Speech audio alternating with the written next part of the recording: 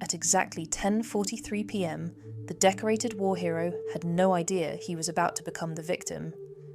Clinton Bonnell wasn't supposed to be a victim. Born in Dripping Springs, Texas, he had always been someone who stood out. His sister Stephanie remembered him as having a big personality who loved people big, an athlete with an artistic side who played football but was equally passionate about music and theatre. After working at Motorola following high school, everything changed on September 11th, 2001. Like thousands of young Americans, Clint watched the towers fall and felt a calling he couldn't ignore. He left his civilian job and joined the army, driven by patriotic duty. But Clint didn't just serve. He excelled. He became a Green Beret medic, one of the military's most elite soldiers, deploying multiple times around the world. During a training assignment at an Oklahoma hospital, he met Shauna Cloud, a nurse who seemed to understand the demands of serving others. They eloped, and Clint stepped into the role of stepfather to Shauna's 3-year-old daughter, Razzie. For the next 16 years, he was the only father she knew, teaching her to dance and sing, helping her prepare for beauty pageants, and supporting her dreams. To the outside world, they appeared to be a stable military family. After more than 20 years of service and multiple deployments, Clint retired from Fort Bragg on December 31st, 2024. He was excited about his next chapter. He had worked incredibly hard to get accepted into Methodist University's Physician Assistant program, channeling his experience as a Special Forces medic into civilian healthcare. The transition wasn't easy, but Clint threw himself into his studies with military discipline. He was in his 2nd semester and had already been elected president of his cohort. At Methodist, he had also found something that had been missing from his life for years: genuine happiness with Kelly Edwards, a yoga instructor who described him as happy-go-lucky and excited about the next chapter of life. But there was a problem. His marriage to Shauna had been over for years, and now he was finally ready to do something about it.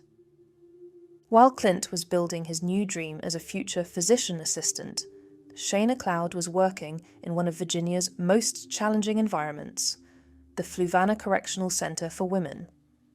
The 16-year marriage that had once seemed solid was now nothing more than a facade they maintained while living essentially separate lives. Kelly Edwards, who would later become Clint's girlfriend, noticed immediately that something was wrong with his marriage. She said that when they first started dating, he didn't really talk much about his wife in the beginning. I just knew more about his daughter, how much he loved his daughter, and all the things that she'd brought to his life. Shauna worked as a traveling nurse contractor at the Level 3 security facility that housed around 1,200 female inmates, including some of Virginia's most dangerous criminals. It was demanding, high-stress work, providing medical care to women with complex health and mental health needs in an environment where violence and suffering were daily realities. Fluvanna had a troubled history. The facility had been the subject of lawsuits alleging inadequate medical care and a punitive and hostile culture among healthcare providers. For Shauna, working in this environment meant daily exposure to violence and women who had committed serious crimes, an experience that may have fundamentally changed her perspective on solving problems. To her colleagues, she appeared competent and professional, maintaining a calm exterior even in the most challenging situations. But those who knew the couple best could see that something was wrong at home. According to court documents, Clint and Shauna had been emotionally separated for a couple of years while still legally married and sharing their house on Butler Nursery Road. Shauna also owned rental property in Troy, Virginia, near the prison, property that would later become crucial evidence in a murder investigation. She was building what appeared to be a stable career, but she was also monitoring Clint's communications and had discovered evidence of his relationship with Kelly Edwards. The contrast between their worlds was stark. while Clint was surrounded by classmates and professors dedicated to healing and building futures, Shauna was immersed in an environment of punishment and control. While he was finding hope and happiness in his new relationship, she was discovering that the husband she had shared 16 years with was planning to leave her. Edwards explained that when she met Clint, he had already been consulting with divorce attorneys for months. After trying to make a marriage work for a long time, he decided it was best to cut cords and move on. And so when I met him, he was already at that stage, she said. What Clint didn't realize was that Shauna wasn't thinking like someone who wanted an amicable divorce. She was thinking like someone who wasn't going to let go without a fight. January 27th, 2025, was the day Clint and Bonnell finally decided to take control of his life. That morning, Clint went to a lawyer's office to begin the legal process of ending his marriage to Shauna Cloud. For him, it represented freedom, the chance to finally be honest about his relationship and start building the life he wanted with Kelly Edwards. After leaving the lawyer's office, Clint went about his normal routine. He attended classes at Methodist University, where he was studying to become a physician assistant. He went to the Fit for Life gym on Owen Drive, where both he and Shauna worked out.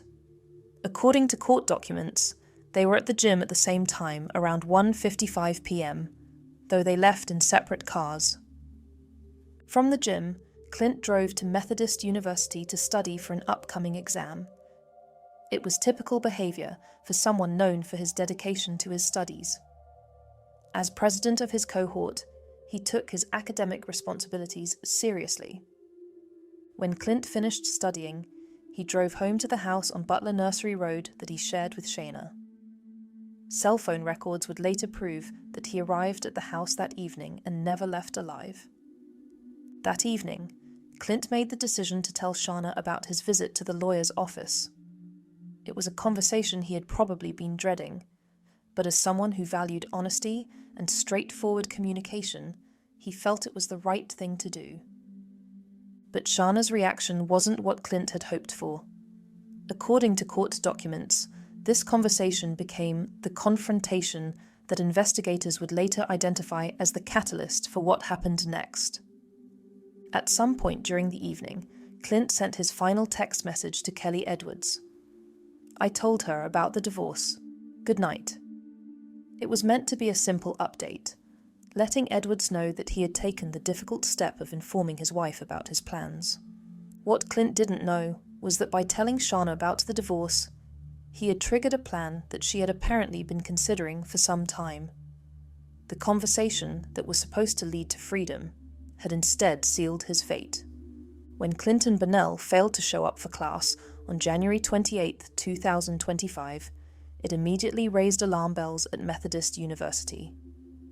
By 2:58 p.m., when Clint still hadn't appeared and couldn't be reached, an employee at the university called the Cumberland County Sheriff's Office to request a welfare check. For someone who took his studies as seriously as Clint did, missing class was completely out of character. When deputies arrived at the house on Butler Nursery Road, they found Clint's car parked in the driveway.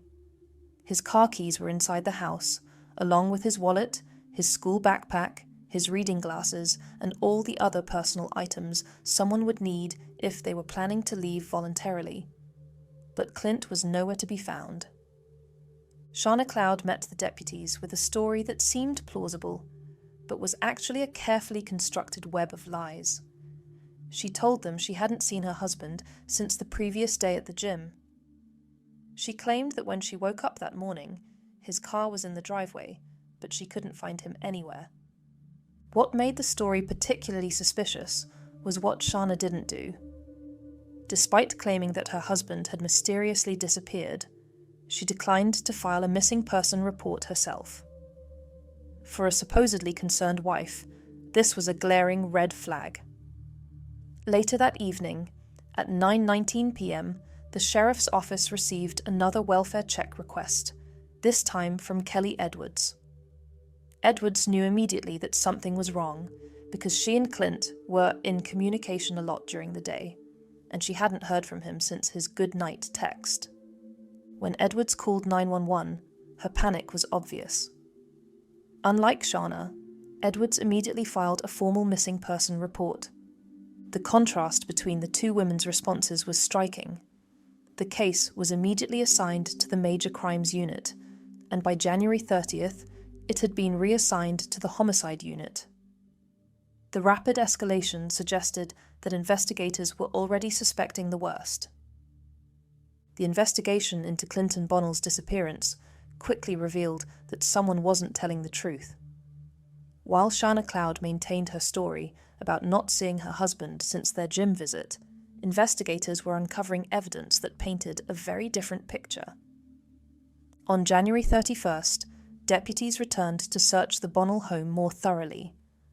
What they found inside would shatter any hope that Clint might still be alive. His backpack and laptop, both with bullet holes. These weren't random holes. They were clear evidence that gun violence had occurred inside the house, where Shana claimed nothing had happened. But investigators were just getting started. On February 1st, they expanded their investigation to Virginia, where Shana owned rental property near the Fluvanna Correctional Center, where she worked. With help from Virginia State Police, they executed search warrants on her vehicle, rental property, and cell phone. The search yielded crucial evidence, including Shana's cell phone and other items that would help piece together what had happened. During questioning, Shana made a critical admission. She told investigators that she and Clint had argued about a note from his girlfriend. Throughout February, investigators obtained multiple search warrants for digital data, cell phone records, video footage, and digital devices. The data they collected created a devastating timeline of events. Cell phone records proved that Clint had come home on January 27th and never left the house alive. But Shana's phone told a completely different story about her movements after the murder. On January 29th, just one day after Clint was believed to have been killed, digital evidence showed that Shana had travelled to a pond on Gainey Road, about 3 miles from their home. She had stopped there for 15 minutes, positioning herself about 60 feet from where investigators would later discover Clint's dismembered remains. Investigators also found video evidence placing Shana in the area where Clint's torso would eventually be recovered. The combination of GPS data and video surveillance created an unbreakable chain linking her to the disposal site. The evidence was overwhelming. Bullet holes that matched wound patterns, digital trails that led directly to the body dump site, and Shana's own admissions about confronting Clint. On February 25th, 2025, a homeowner in the 4200 block of Gainey Road made a discovery that would haunt them forever. They called 911 to report human remains floating in the pond behind their house. But it wasn't just any body. It was a dismembered human torso with no arms, no legs, and no head. The location was exactly where digital evidence had shown Shana Cloud's cell phone pinging on January 29th. It was the spot where she'd stopped for 15 minutes, about 60 feet from where investigators now found what remained of her husband. Because of the condition of the remains, immediate identification was impossible. The body had been in the water for nearly a month, and the deliberate dismemberment had removed all identifying features. It was a scene that even veteran investigators would later describe as one of the most disturbing they had ever encountered.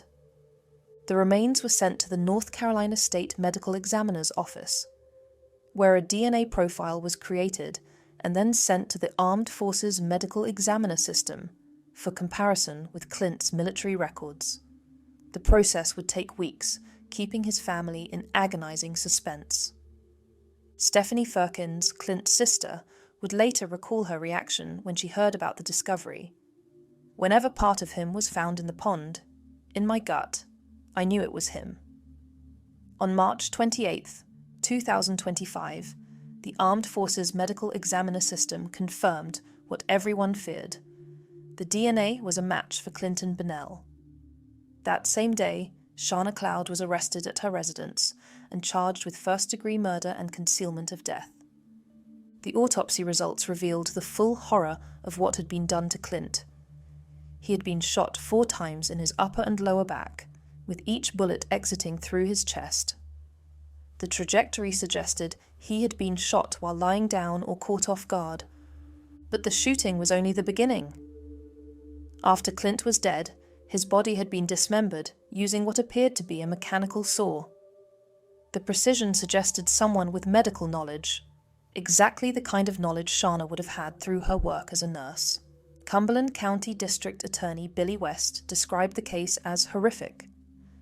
The discovery finally gave investigators the physical evidence to match with all their digital and circumstantial evidence. On March 31st, 2025, Shauna Lee Cloud made her first appearance in Cumberland County District Court, facing charges that could carry the death penalty. The courtroom was charged with emotion as Stephanie Firkins sat in the front row, finally facing the woman she believed had killed her brother. Behind her sat Razzie Cloud, Shauna's 19-year-old daughter, caught between loyalty to her mother and grief for the man who had raised her. When Shauna was brought in, she appeared calm and showed little emotion. District Attorney Billy West laid out the devastating case. Digital proof she had been near where the body was found. Video evidence placing her at the scene. Bullet holes in Clint's belongings that matched his wounds. Defense attorney James McRae fought for bond, calling Shauna a model citizen who had cooperated with law enforcement. "She very much loves her husband," McRae said, a statement that seemed bizarre given the brutal charges. But Judge Frances McDuffie Britt was unmoved. After hearing the evidence, she cited the very heinous nature of Clint's death. "This is a heinous case, and because it is a capital murder case, no bond." As of December 2025, Shauna Cloud remains in the Cumberland County Detention Center, awaiting trial for capital murder. The case against her appears overwhelming, but no legal outcome can undo the devastating impact of Clinton Bonnell's death. Stephanie Firkins continues to struggle with losing her brother so brutally. "The fact that he is gone is something that I think about every single morning until I go to bed," she said. "Life completely changed for everybody in our family. It will never be the same." The family still can't hold a funeral because the investigation continues. Perhaps the most tragic figure is Razzie Cloud, who lost the only father she had ever known. According to her mother's attorney, she doesn't believe Shauna is involved, leaving her caught between loyalty and overwhelming evidence. For Clint's family, Stephanie posted, "Clint was an incredible human who sacrificed so much for others. To be taken from us prematurely at the hands of evil will never be understood." The Green Beret who survived combat deployments around the world couldn't survive the threat in his own home.